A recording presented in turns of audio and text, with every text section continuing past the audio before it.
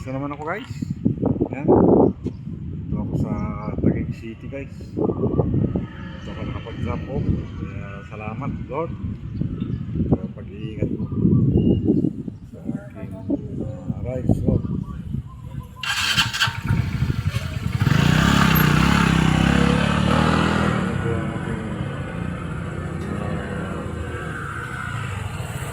Rides ngayong araw. Salamat guys. Salamat Panginoon sa trabaho na binibigay mo sa akin Lord. Ito yung aking background guys. Ito yung ilagay sa background.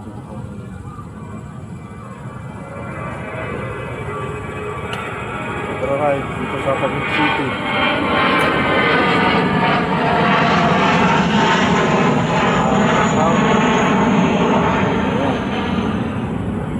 Thank you Lord.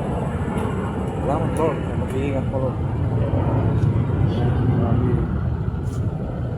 Background guys. Dito ako sa Taguig City naman, nakapag-ride. At atin pong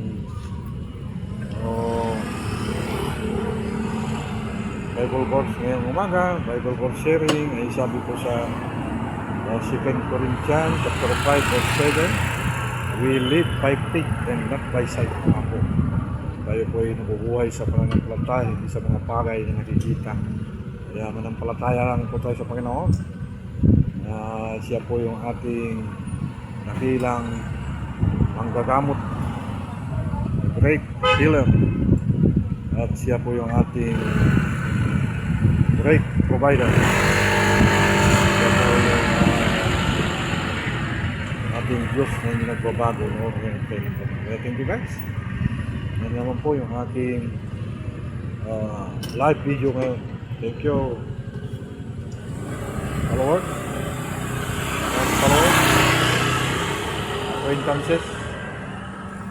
Thank you sa inyong mga suporta. Kaya yan guys, yung ating naman live video na ating pag-drive. Ito na naman ako nakapag-drop off sa Taguig City.